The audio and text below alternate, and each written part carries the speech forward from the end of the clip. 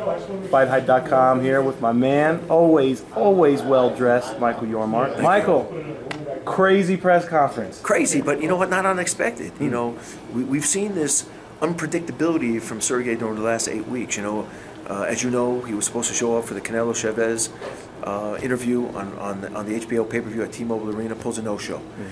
He was supposed to sit down with the media this morning prior to the press conference, just like Andre was obligated to do. He pulls a no-show.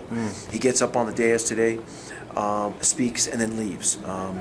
I've spoken to a lot of the media today. They've never seen that. You know, Dan Rafael mentioned to me today that he's been to 102 fights over the last X amount of time. He's never seen anything like that. Yeah. We've gotten to this guy's head. He's so confused. He doesn't know where he is. He doesn't know what to do.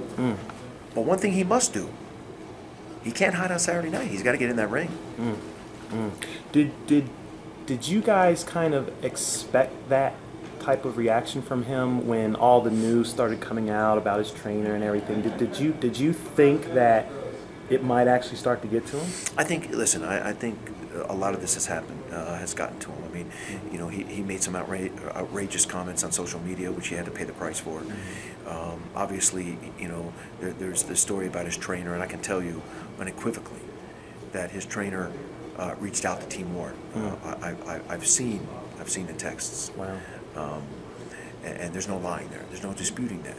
And I think that even though Coach Jackson is trying to defend himself, if I'm Sergey, in the back of my mind, I'm saying to myself, could this be true?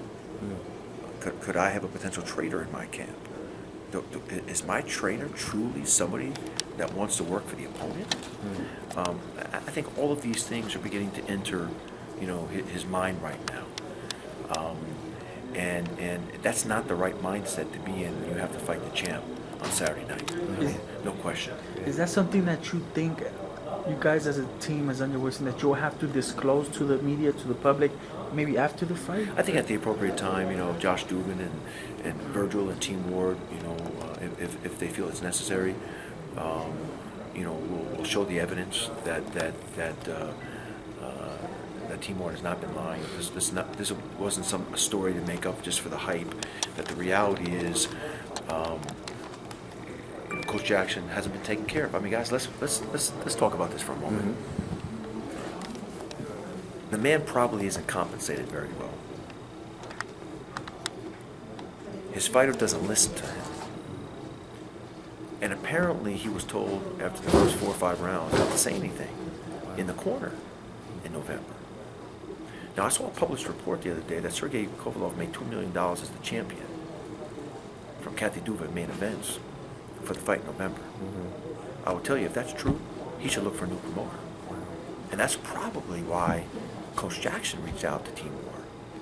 Because, as Virgil Hunter pointed out, if you remember, as a lead up to the last fight, that Coach Jackson wasn't compensated very well. So I think there's a lot of things going on in their camp. I think there's confusion. I think there's disarray. They're trying to create this picture that everything is perfect, that they've come together, that they're unified, but there's cracks there. And I think you started to see that today. So we weren't really surprised what he did.